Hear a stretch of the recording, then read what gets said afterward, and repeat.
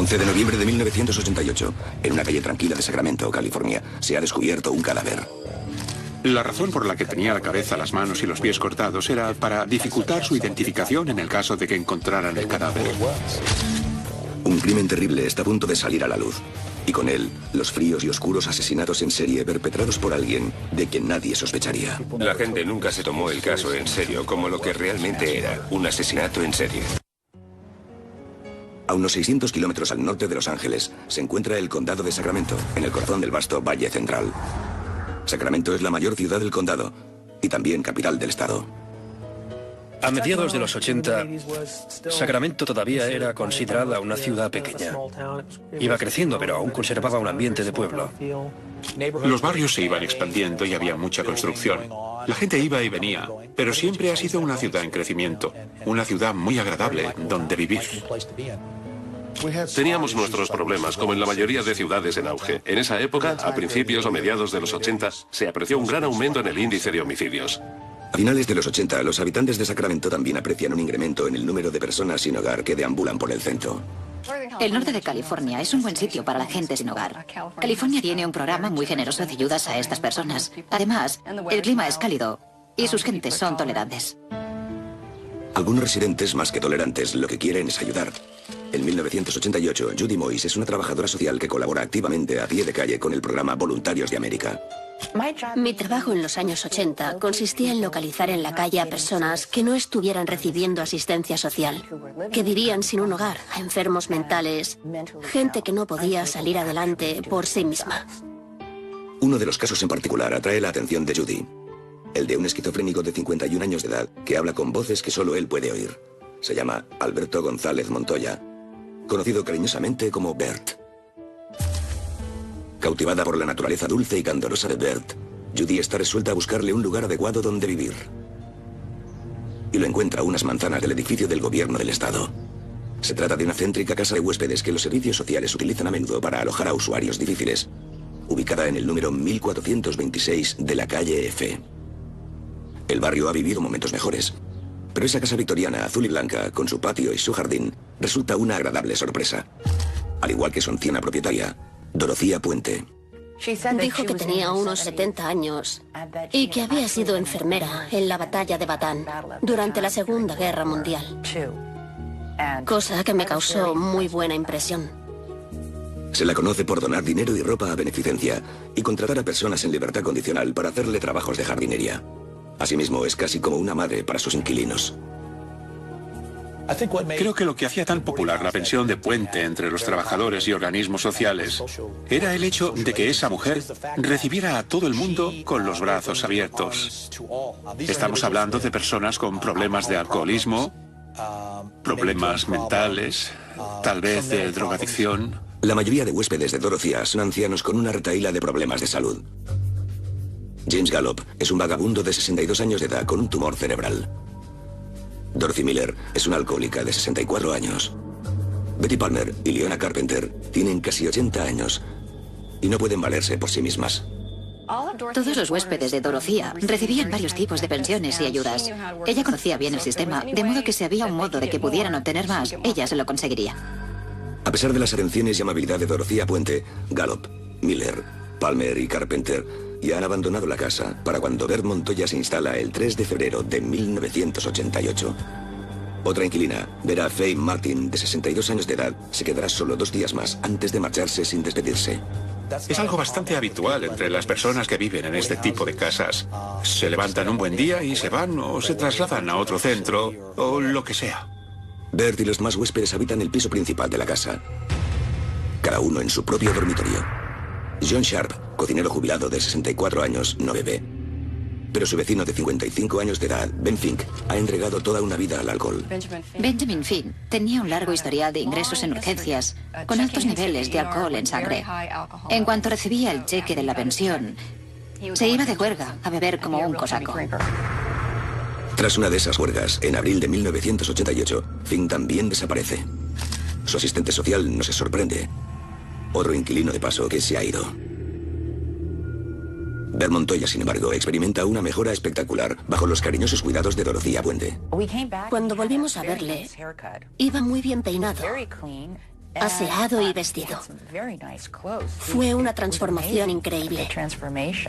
Y nos quedamos encantados de ver que estaba recibiendo precisamente el tipo de ayuda que necesitaba. Durante el verano de 1988, Bert sigue mejorando. Y su asistente social, Judy Moyes, confía en que todo va a ir bien. Sin embargo, en noviembre de 1988, la policía de Sacramento recibe la llamada de una mujer que quiere denunciar una desaparición. La mujer es Judy Moyes. El desaparecido es Bert Montoya. 7 de noviembre de 1988. En Sacramento, California, el agente de policía Richard Ewing se reúne con la trabajadora social Judy Moyes. Judy le cuenta que uno de sus asistidos de 51 años de edad y esquizofrénico, Bert Montoya, lleva varias semanas desaparecido de la pensión donde reside y que dicha desaparición no tiene ningún sentido. Alberto llevaba en casa de Dorothea Puente alrededor de 6 meses. Uno de mis compañeros dijo: adivina qué ha pasado. Y yo le dije: ¿qué? Y él respondió: Alberto se fue con la gente de la pensión a México para visitar a un hermano de Dorothea, que es médico. Judy le dice al agente Ewing que cuando llamó a Dorothea Puente, la anciana casera le aseguró que Bert volvería en unos días. Cuando tras varias semanas ve que todavía no ha regresado, Judy informa a Dorothea de que va a dar parte a la policía. Unos días más tarde, la trabajadora social recibe una llamada de teléfono en el trabajo. Cogí el teléfono y un hombre dijo: hola, soy Don Anthony, quiero decir Michelle Obregón.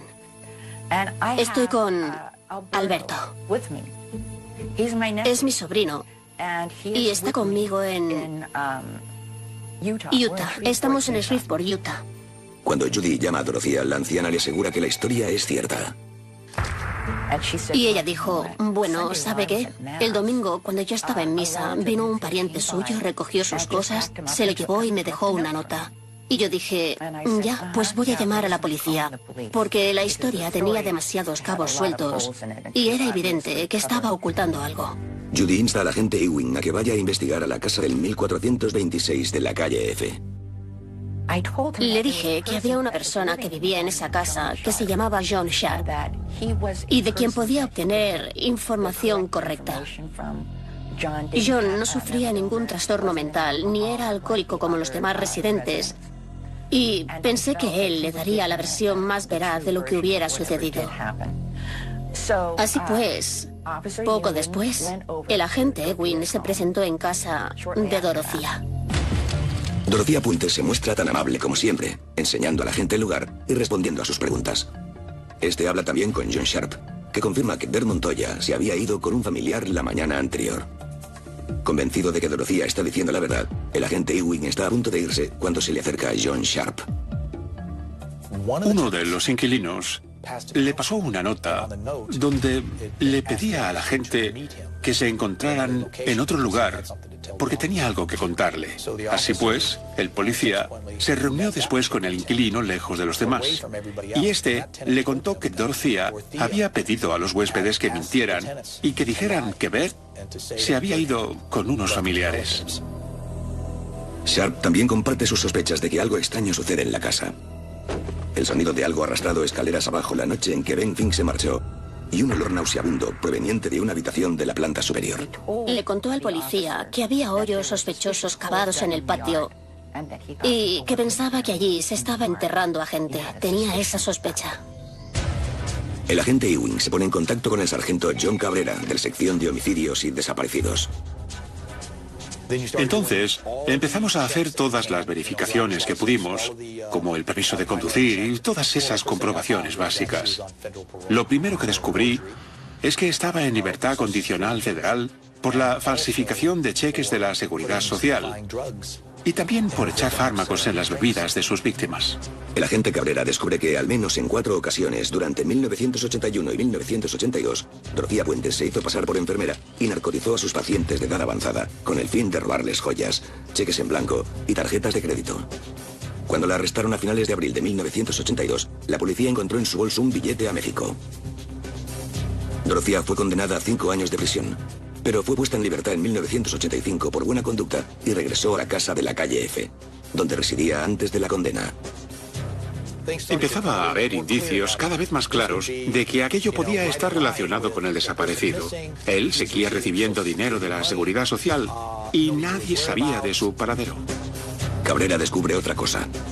Según su expediente, Dorothea Puente tiene tan solo 59 años de edad. Mintió a Judy Moyes y le dijo que tenía unos 70 años. No tenía dientes, así que sin la dentadura y con el pelo blanco, podía parecer mucho mayor de lo que era.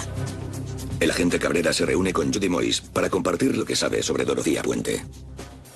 Entonces el agente Cabrera dijo, ¿qué es lo que quiere que hagamos? Respondí, que vayan a esa casa. Y él dijo, ¿quiere que llevemos palas? Y dije, por supuesto. Viernes 11 de noviembre de 1988. Los agentes de homicidios John Cabrera y Terry Brown y el agente de la condicional James Wilson llegan al 1426 de la calle F para interrogar a Dorothea Puente. Le expliqué por qué estábamos allí, que era por la desaparición de Bert Montoya. Y ella no se mostró enfadada ni molesta por nada de todo aquello.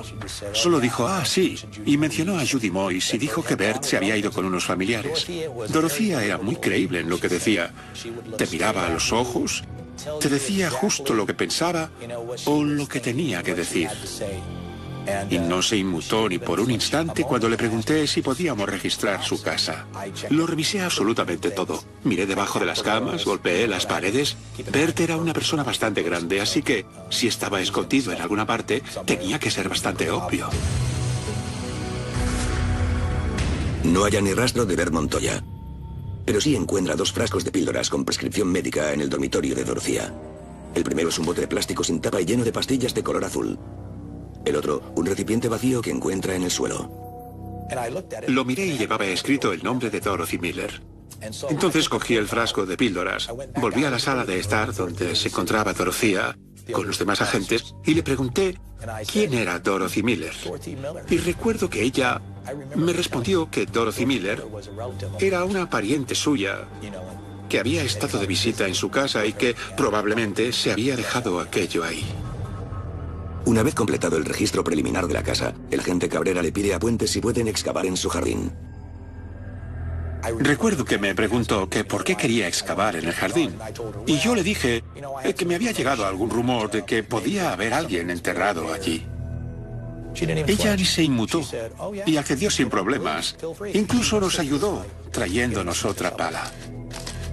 Para John Cabrera, obtener el permiso de Dorothea es vital llegados a este punto de la investigación.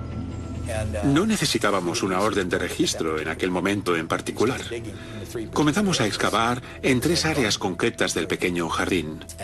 Y unos 40 o 45 minutos más tarde, de uno de los agujeros, empezamos a sacar artículos como de tela. Y junto a todo aquello, también había un montón de pequeños discos que parecían de cuero. Los agentes siguen excavando hasta topar con la raíz de un árbol que no pueden sacar solo con las palas. Me metí en el agujero y empecé a tirar y tirar de ella hasta que finalmente se soltó. Entonces, sentado al borde del hoyo, miré hacia abajo a aquel objeto que tenía entre las manos y vi que no era una raíz, era un hueso humano. Y eso solo fue el principio. 11 de noviembre de 1988. En Sacramento, California, se han encontrado restos humanos enterrados en un patio trasero. La dirección es el 1426 de la calle F, una pintoresca casa victoriana que sirve como refugio de almas perdidas de la sociedad. El sombrío descubrimiento es el resultado de la búsqueda de una de esas almas. Un afable hombre de 51 años que padece esquizofrenia llamado Alberto Bert Montoya, que lleva desaparecido desde el mes de agosto. El agente de homicidios John Cabrera acompaña a la casera Dorothea Puente hasta la fosa recién excavada en el antes impecable patio de su casa. La llevamos allí, la acompañamos hasta el hoyo y le dije, mira eso. Ella se llevó la mano a la boca y exclamó, oh Dios mío. Se puso muy nerviosa y se alteró un poco. Decía que no sabía qué pensar, que no sabía nada de aquello. Y resultaba muy creíble.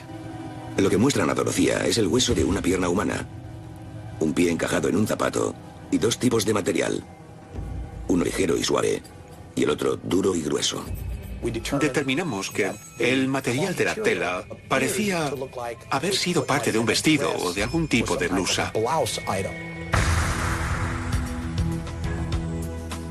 Se solicita la presencia de la perita forense Laura Santos, que decide esperar a que se organice un equipo forense adecuado antes de seguir adelante con la investigación. Había que organizar la escena del crimen. Debía vigilarse la propiedad esa noche hasta el día siguiente y era necesario que todo el mundo pudiera reagruparse y es lo que se hizo básicamente. Por otra parte, solicité la presencia de un agente del CSI en concreto para empezar a fotografiar la escena del crimen y cualquier cosa hallada en la propiedad que pudiéramos considerar probatoria. A la mañana siguiente, sábado 12 de noviembre, los vecinos de la calle F empiezan a congregarse para ver qué ocurre. Una marquesina protege el patio de la lluvia mientras una multitud de medios de comunicación y curiosos se reúnen en la calle. El área estaba tan congestionada por el tráfico, periodistas de las noticias, camiones con grandes satélites, que recuerdo dar vueltas en círculos tratando de encontrar el modo de entrar. En el jardín, los arqueólogos forenses supervisan la cuidadosa recuperación de los delicados restos. Se apartó toda la tierra que se sacó para examinarla en busca de pruebas. El cadáver es claramente el de una mujer anciana, y no el de Beth Montoya. La policía decide continuar excavando. El sábado por la mañana recibí una llamada del Chronicle de San Francisco. Habían oído la historia y al parecer uno de sus contactos había hablado con alguien de la policía. Le habían informado de que se iba a iniciar una búsqueda muy intensiva y era posible que aparecieran más cadáveres.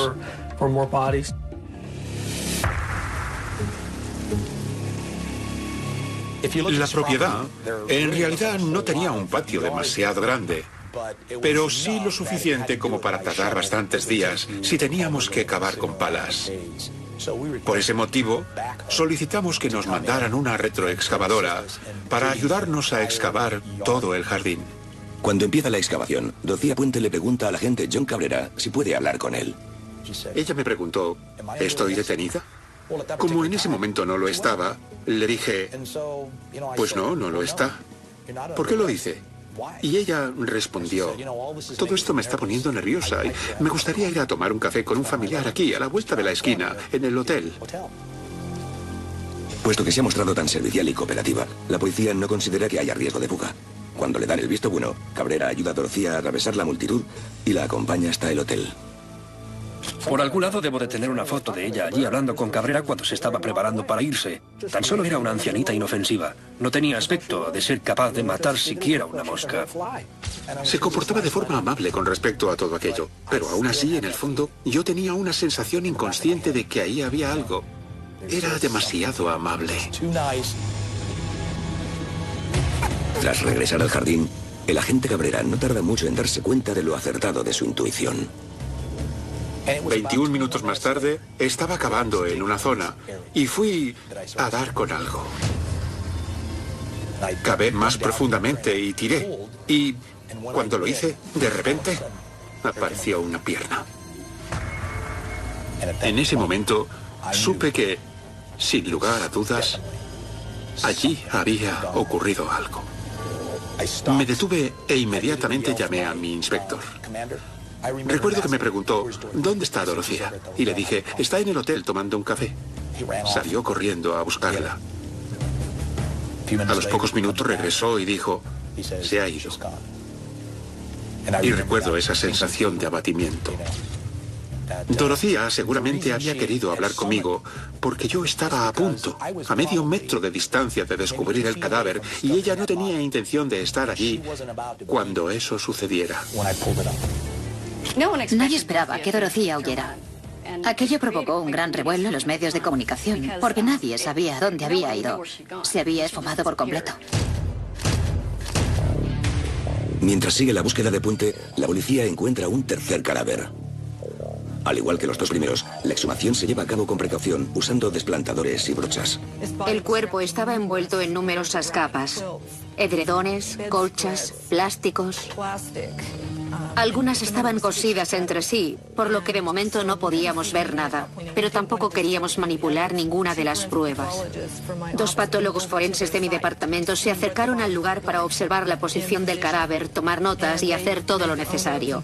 Y después todo el tablero con el cuerpo y todas las pruebas y los envoltorios fueron trasladados en una furgoneta al laboratorio forense. Prosigue la excavación del patio, mientras la policía busca a cualquiera que pueda arrojar algo de luz sobre lo que ha estado sucediendo en el 1426 de la calle F. El vecino de Dorothea recuerda un hedor nauseabundo en el mes de mayo, tan horrible que no podía usar el aire acondicionado. Cuando fueron a hablar con ella, solo les dijo que acababa de echar fertilizante en el jardín y que esa debía ser la causa del olor. El vecino también muestra a la policía lo que acaba de encontrar en su propio patio trasero esa misma mañana. Salió por la mañana al jardín y encontró 24 dientes humanos, todos con empastes de plata y oro. Era evidente que ella sabía que el cerco se estaba estrechando.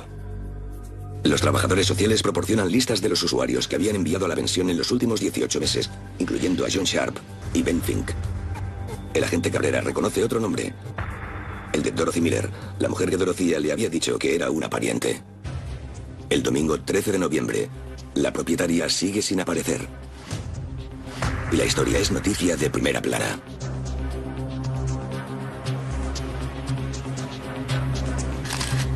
En el jardín, los investigadores exhuman 2 cadáveres más, también envueltos en telas y plástico. Era como si se hubiera podrido algo. Tengo fotografías de gente llevándose la mano a la boca, cubriéndose la nariz para no oler. Algunos llevaban mascarillas. Así que sí, definitivamente, el olor impregnaba el aire. Casi desde el principio estaba claro que unos llevaban enterrados mucho más que otros. Algunos parecían haber sido enterrados hacía solo unas semanas o un par de meses. Otros 1 año o 2. Los grados de descomposición eran muy diferentes. La policía también pudo determinar que Dorothea Puente no cavó los agujeros ella misma. Cavaron los hoyos los expresidiarios en libertad condicional del hogar de reinserción social del barrio. Pero ellos no tenían ni idea de para qué eran. Les pagó en efectivo y siguieron su camino. El hecho de cavar hoyos no tenía nada de raro. Los investigadores también descubren que uno de los expresidiarios es Don Anthony, el hombre que llamó a Judy Moyes haciéndose pasar por familiar de Bert Montoya. Más pruebas que relacionan a Dorothea Puente con la desaparición de Montoya. El lunes 14 de noviembre, la policía derriba un cobertizo en medio del patio trasero y encuentra debajo una sepultura poco profunda. Más tarde, descubren otro cadáver en el patio delantero. La imagen que más se me grabó en la mente es una fotografía que hice de un empleado municipal excavando en el patio delantero, justo al lado de la figura de un santo. Y pensé en la ironía de que aquella persona hubiera sido enterrada justo debajo de aquella imagen. La diferencia entre aquel cadáver en particular y los demás era que entre los restos no había cabeza, ni manos, ni pies. La razón por la que tenía la cabeza, las manos y los pies cortados era para dificultar su identificación en el caso de que encontraran el cadáver. El martes 15 de noviembre, la policía obtiene una orden para registrar las dependencias de Dorothea en la pensión. Conseguimos reunir más de 300 pruebas, repartidas entre el exterior y el interior de la casa de huéspedes. Encontré un libro justo en la mesa que trataba sobre los fármacos y sus efectos. Lo miré e inmediatamente pensé que era el libro de recetas de Dorothea. También hay un permiso de conducir en la mesa de la cocina. El carné llevaba la foto de Dorothea, pero no su nombre. Eso significaba que había manipulado los permisos de conducir pertenecientes a sus víctimas para poner su fotografía en ellos. En una habitación de invitados, Cabrera experimenta el hedor que el inquilino John Sharp olió por primera vez en mayo. Al parecer, esa era la habitación donde dejaba a sus víctimas, que podían haber permanecido ahí hasta 1 semana, tal vez 2. Los fluidos corporales habían traspasado la alfombra y luego impregnado el suelo, y eso era lo que había provocado aquel olor nauseabundo. Cuando retiramos la alfombra fue terrible. Resulta increíble que los hubiera dejado ahí, al descubierto, porque, sin duda, creo que ella jamás habría pensado que pudieran descubrirla.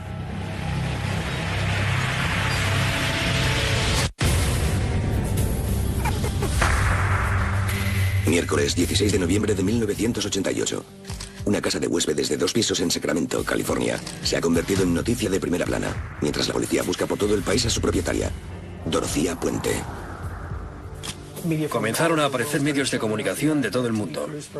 Había equipos de televisión de Alemania, Japón, Inglaterra.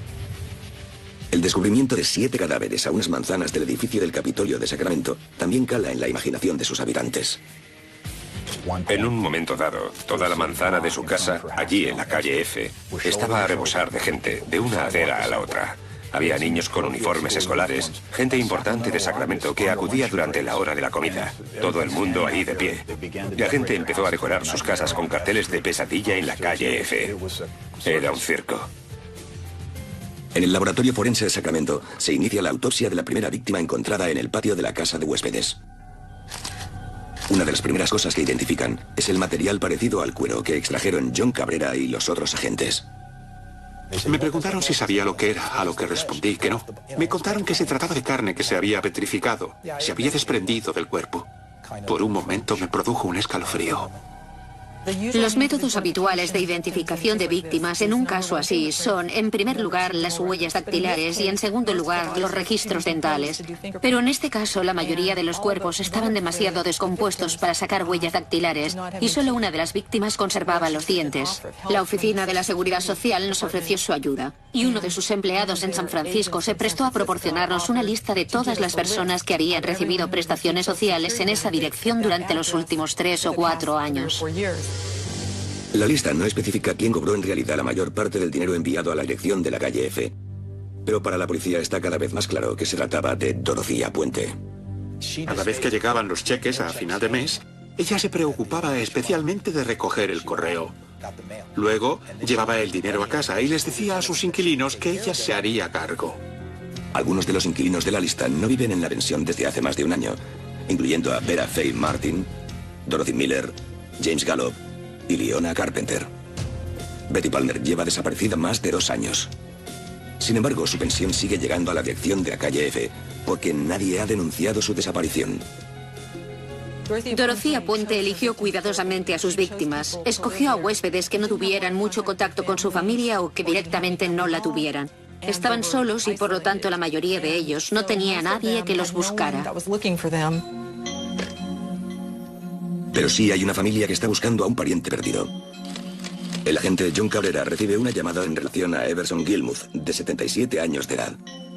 No habla con su familia desde que a finales de 1985 se fuera a California para casarse.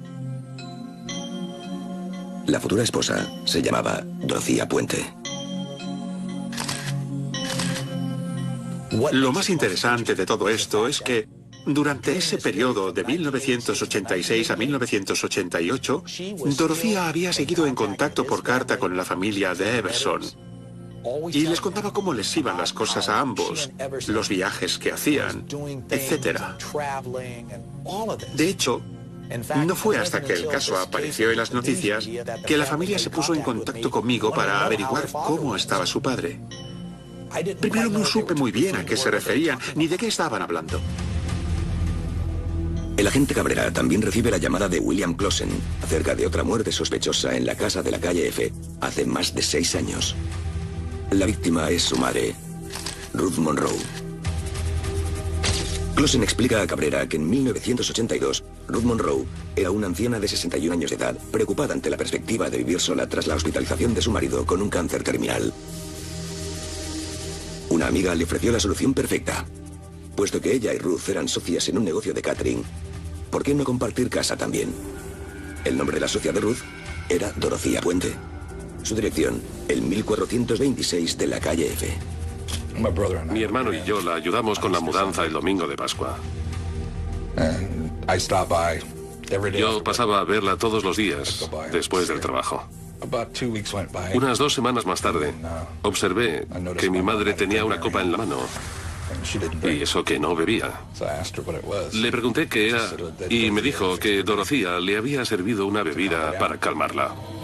Bill Clausen explica al agente Cabrera que la noche del 27 de abril de 1982 volvió a visitar a su madre. Pero esta vez, Ruth estaba postrada en cama, incapaz de moverse ni de hablar. Así que me senté en el borde de la cama, le puse una mano encima, la ayudé a recostarse un poco y le dije que se pondría bien, que Dorothea estaba cuidando de ella, que no se preocupara. Y luego me fui. A la mañana siguiente me informaron por teléfono de que había muerto. El informe de la autopsia indicaba suicidio por sobredosis de sustancia indeterminada. Los análisis del médico forense revelaron que Ruth había muerto supuestamente por una sobredosis de una mezcla de fármacos. Por ello, no había ningún motivo para sospechar de nada turbio, ya que Dorothea había contado a las autoridades que Ruth Monroe estaba muy deprimida en aquellos momentos. Por lo contrario, más tarde averiguamos, por el testimonio de su familia, que eso era falso. Ruth se había mostrado optimista y feliz y al minuto siguiente estaba muerta. En cambio, Dorothea contó a las autoridades que era una persona muy deprimida. Cabrera se da cuenta de que en el momento de la muerte de Ruth, en abril de 1982, Dorothea estaba a punto de ir a prisión por drogar a pacientes de edad avanzada. Tenía que huir. Y Ruth Monroe era una fuente rápida de dinero en efectivo, dinero que probablemente sirvió para pagar el billete a México que Puente llevaba encima en el momento de su detención. Dadas las circunstancias, añadimos la muerte de Ruth a la lista de homicidios. La policía prosigue con la búsqueda de Dorothea, siguiendo pistas que los llevan a lugares tan alejados como Las Vegas. Hasta que en la noche del miércoles 16 de noviembre, la policía de Los Ángeles recibe una llamada de la cadena local de noticias. Un operario jubilado ha contactado con la cadena diciendo que acaba de estar esa tarde en un bar con la mujer que busca a la policía de Sacramento. Durante el rato que pasaron juntos, el tema de conversación fue la pensión que él recibía. Por eso llamó a las autoridades, que se personaron en el lugar donde él sabía que ella se hospedaba. A las 10:20 de la noche, la policía de Los Ángeles se presenta en la habitación de un motel. Una mujer abre la puerta. Cuando le preguntaron quién era, en primer lugar, dio otro nombre. Pero la policía no la creyó y le pidió algún tipo de documento de identidad. Y entonces ella reconoció ser Dorothea Puente. No habló demasiado, pero sí expresó abiertamente que había cobrado los cheques de sus víctimas. Y recuerdo que se disculpó. Sin embargo, a pesar de esta confesión, insistía en que no había matado a nadie. Me llamaron para decirme que la traían a Sacramento. Así que me fui para el aeropuerto privado, que era donde iba a llegar su avión. Estaba esposada y tenía un aspecto de abuelita incapaz de romper un plato. Sin embargo, existen las pruebas circunstanciales suficientes para acusar a Dorothea Puente del asesinato de Bert Montoya. No creo que a nadie le hubiera preocupado demasiado la fuga de Dorothea Puente. La gente nunca se tomó el caso en serio como lo que era realmente, un asesinato en serie. Mientras tanto, en las instalaciones forenses se trabaja por turnos para identificar a las 7 víctimas y establecer las causas de su muerte. El cuarto cadáver es un hombre adulto con 4 tatuajes, marcas que sirven para identificar a Ben Fink. Los forenses solo son capaces de obtener las huellas dactilares de 2 de los cuerpos, una mujer y un varón. Los registros militares confirman que la mujer es Dorothy Miller. El hombre es Bert Montoya. Con ello se confirman los peores temores de Judy Moyes. Creo que el móvil que podía tener Dorothea Puente para matar a Alberto era que sabía demasiado y que conocía a demasiada gente a quien podía explicar lo que sucedía. Muy pronto los nombres de las demás víctimas se suman a la lista. James Gallup, Leona Carpenter, Vera Faye Martin y Betty Palmer. Se han identificado los 7 cadáveres, pero no han podido confirmarse las causas de la muerte. Sin embargo, existe un patrón. Había observado que todos los cuerpos que nos traían estaban envueltos de una forma concreta, con un montón de cinta adhesiva, plástico o sábanas. Emití un aviso a todos los cuerpos para averiguar si se había encontrado algún cadáver con características similares. Poco después, el Departamento de Homicidios del Condado de Sutter me comunicó que en 1986 habían encontrado un cadáver en las mismas circunstancias. El cuerpo es identificado como el del anciano de 77 años de edad, Everson Gilmuth, el hombre que se trasladó a California para casarse con Dorothea Puente. El 19 de junio de 1990 se cita a comparecer a juicio a Dorothea Puente por 9 cargos de asesinato, que incluyen las muertes de Ruth Monroe y de Everson Gilmuth. El juicio será casi tan escabroso como los propios crímenes.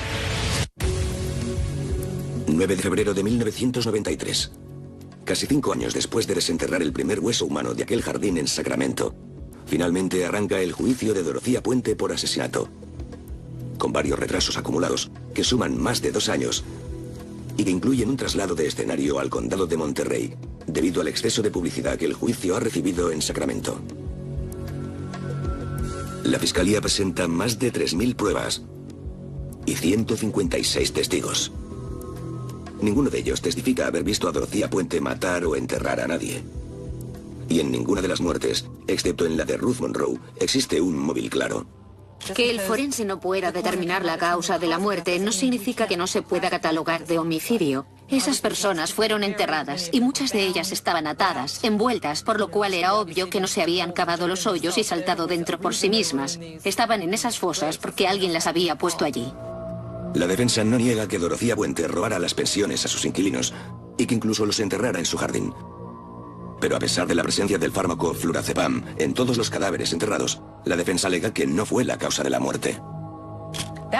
Aquello fue crítico en el juicio porque la defensa trató de explicar que esas personas habían muerto por causas naturales. Y realmente era cierto que padecían todo tipo de enfermedades. Por lo tanto, si no podía probarse la causa de la muerte, ¿podía demostrarse el asesinato? Su versión era que simplemente murieron. Ella los enterró y siguió cobrando sus cheques. El 15 de julio, el jurado inicia la deliberación sin haber llegado a oír el testimonio de la acusada. La acusada no llegó a subir al estrado. John O'Meara era un fiscal muy bueno y tenaz. Dorothea Puente no habría sido rival para él en el estrado. El 26 de agosto de 1993, tras 43 días de deliberación, la más larga en la historia de California, el jurado anuncia que ha alcanzado un veredicto. De las 9 acusaciones de asesinato, fue condenada por 3. En 4 de ellas, relativas a cadáveres encontrados en su jardín, el resultado fue 11-1, es decir, 11 votos culpable y 1 no culpable. En los 2 casos restantes, el jurado estuvo dividido por igual. El jurado declara a Dorothea Puente culpable de asesinato en primer grado en las muertes de Ben Fink y Dorothy Miller, y de asesinato en segundo grado en la muerte de Leona Carpenter. El juez declara nulo el juicio sobre los otros 6 cargos, incluidos los relacionados con Ruth Monroe y Bert Montoya. El 13 de octubre de 1993, Dorothea Puente es condenada a cadena perpetua, sin opción a libertad condicional. Fue condenada a doble cadena perpetua sin opción a solicitar la libertad condicional y a otros 25 años por esos 3 delitos. A raíz del caso Puente, la política de la Seguridad Social se vuelve más estricta y se establece una base de datos nacional de todos los solicitantes para controlar mejor su paradero. Para muchos de los implicados en el caso, la vida después de Dorothea Puente nunca volvería a ser la misma. Personalmente, no pude seguir trabajando en la calle. Continué otros 6 meses, pero había perdido el entusiasmo. Todavía ahora hay veces que a la vuelta del trabajo pienso en ir a ver a mi madre. Y entonces me acuerdo de que ya no está. A día de hoy, Dorothea Puente continúa en prisión, donde permanecerá durante el resto de su vida. Cuando pensamos en un asesino en serie, no nos viene a la mente la figura de una abuelita. A ella te la imaginas más bien haciendo galletas para los niños del barrio. Estoy muy agradecida, Alberto. Si no hubiera sido por él, no la habrían descubierto. Guardo el recuerdo de su sonrisa, su calidez y su cariño. Si la policía no hubiera descubierto los cadáveres, habría seguido matando y cobrando los cheques. Creo que tiene lo que se merece. Me sigo tropezando con gente que todavía hoy sacude la cabeza con incredulidad y me dice, ¿crees de verdad que ella hizo aquello? Y por supuesto mi respuesta es, sí, los mató a todos y cada uno. Esperemos que no viva mucho más. Y que cuando muera se encuentre cara a cara con el Creador. Su castigo aún está por llegar.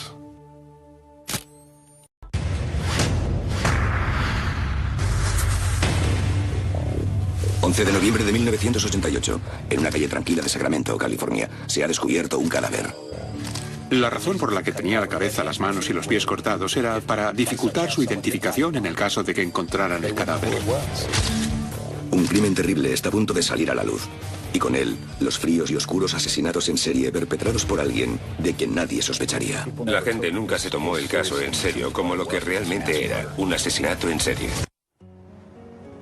A unos 600 kilómetros al norte de Los Ángeles se encuentra el condado de Sacramento, en el corazón del vasto Valle Central. Sacramento es la mayor ciudad del condado y también capital del estado. A mediados de los 80, Sacramento todavía era considerada una ciudad pequeña. Iba creciendo, pero aún conservaba un ambiente de pueblo. Los barrios se iban expandiendo y había mucha construcción. La gente iba y venía, pero siempre ha sido una ciudad en crecimiento, una ciudad muy agradable donde vivir. Teníamos nuestros problemas, como en la mayoría de ciudades en auge. En esa época, a principios o mediados de los 80, se apreció un gran aumento en el índice de homicidios. A finales de los 80, los habitantes de Sacramento también aprecian un incremento en el número de personas sin hogar que deambulan por el centro. El norte de California es un buen sitio para la gente sin hogar. California tiene un programa muy generoso de ayudas a estas personas. Además, el clima es cálido y sus gentes son tolerantes. Inquilinos. Creo que lo que hacía tan popular la pensión de puente entre los trabajadores y organismos sociales era el hecho de que esa mujer recibiera a todo el mundo con los brazos abiertos. Estamos hablando de personas con problemas de alcoholismo, problemas mentales, tal vez de drogadicción. La mayoría de huéspedes de Dorothea son ancianos con una retahíla de problemas de salud. James Gallup es un vagabundo de 62 años de edad con un tumor cerebral. Dorothy Miller es una alcohólica de 64 años. Betty Palmer y Leona Carpenter tienen casi 80 años y no pueden valerse por sí mismas. Todos los huéspedes de Dorothea recibían varios tipos de pensiones y ayudas. Ella conocía bien el sistema, de modo que si había un modo de que pudieran obtener más, ella se lo conseguiría. A pesar de las atenciones y amabilidad de Dorothea Puente, Gallup, Miller, Palmer y Carpenter ya han abandonado la casa para cuando Bert Montoya se instala el 3 de febrero de 1988. Otra inquilina, Vera Faye Martin, de 62 años de edad, se quedará solo 2 días más antes de marcharse sin despedirse. Es algo bastante habitual entre las personas que viven en este tipo de casas. Se levantan un buen día y se van o se trasladan a otro centro o lo que sea. Bert y los demás huéspedes habitan el piso principal de la casa, cada uno en su propio dormitorio. John Sharp, cocinero jubilado de 64 años, no bebe. Pero su vecino de 55 años de edad, Ben Fink, ha entregado toda una vida al alcohol. Benjamin Fink tenía un largo historial de ingresos en urgencias, con altos niveles de alcohol en sangre. En cuanto recibía el cheque de la pensión, se iba de juerga a beber como un cosaco. Tras una de esas huelgas, en abril de 1988, Fink también desaparece. Su asistente social no se sorprende. Otro inquilino de paso que se ha ido. Bert Montoya, sin embargo, experimenta una mejora espectacular bajo los cariñosos cuidados de Dorothea Puente. Cuando volvimos a verle, iba muy bien peinado, aseado y vestido. Fue una transformación increíble. Y nos quedamos encantados de ver que estaba recibiendo precisamente el tipo de ayuda que necesitaba. Durante el verano de 1988, Bert sigue mejorando. Y su asistente social, Judy Moyes, confía en que todo va a ir bien. Sin embargo, en noviembre de 1988, la policía de Sacramento recibe la llamada de una mujer que quiere denunciar una desaparición. La mujer es Judy Moyes. El desaparecido es Bert Montoya. 7 de noviembre de 1988. En Sacramento, California, el agente de policía Richard Ewing se reúne con la trabajadora social Judy Moyes. Judy le cuenta que uno de sus asistidos de 51 años de edad y esquizofrénico, Bert Montoya, lleva varias semanas desaparecido de la pensión donde reside y que dicha desaparición no tiene ningún sentido. Algunos residentes más que tolerantes lo que quieren es ayudar. En 1988, Judy Moyes es una trabajadora social que colabora activamente a pie de calle con el programa Voluntarios de América. Mi trabajo en los años 80 consistía en localizar en la calle a personas que no estuvieran recibiendo asistencia social, que vivían sin un hogar, a enfermos mentales, gente que no podía salir adelante por sí misma. Uno de los casos en particular atrae la atención de Judy. El de un esquizofrénico de 51 años de edad que habla con voces que solo él puede oír. Se llama Alberto González Montoya, conocido cariñosamente como Bert. Cautivada por la naturaleza dulce y candorosa de Bert, Judy está resuelta a buscarle un lugar adecuado donde vivir. Y lo encuentra a unas manzanas del edificio del gobierno del estado. Se trata de una céntrica casa de huéspedes que los servicios sociales utilizan a menudo para alojar a usuarios difíciles, ubicada en el número 1426 de la calle F. El barrio ha vivido momentos mejores, pero esa casa victoriana azul y blanca, con su patio y su jardín, resulta una agradable sorpresa. Al igual que su anciana propietaria, Dorothea Puente. Dijo que tenía unos 70 años y que había sido enfermera en la batalla de Batán durante la Segunda Guerra Mundial. Cosa que me causó muy buena impresión. Se la conoce por donar dinero y ropa a beneficencia y contratar a personas en libertad condicional para hacerle trabajos de jardinería. Asimismo, es casi como una madre para sus... Alberto llevaba en casa de Dorothea Puente alrededor de 6 meses. Uno de mis compañeros dijo: adivina qué ha pasado. Y yo le dije: ¿qué? Y él respondió: Alberto se fue con la gente de la pensión a México para visitar a un hermano de Dorothea, que es médico. Judy le dice al agente Ewing que cuando llamó a Dorothea Puente, la anciana casera le aseguró que Bert volvería en unos días. Cuando tras varias semanas ve que todavía no ha regresado, Judy informa a Dorothea de que va a dar parte a la policía. Unos días más tarde, la trabajadora social recibe una llamada de teléfono en el trabajo. Cogí el teléfono y un hombre dijo: hola, soy Don Anthony, quiero decir Michelle Obregón. Estoy con Alberto. Es mi sobrino y está conmigo en Utah. Estamos en Shreveport, Utah. Cuando Judy llama a Dorothea, la anciana le asegura que la historia es cierta. Y ella dijo: bueno, ¿sabe qué? El domingo, cuando yo estaba en misa, vino un pariente suyo, recogió sus cosas, se lo llevó y me dejó una nota. Y yo dije: ya, pues voy a llamar a la policía, porque la historia tenía demasiados cabos sueltos y era evidente que estaba ocultando algo. Judy insta al agente Ewing a que vaya a investigar a la casa del 1426 de la calle F.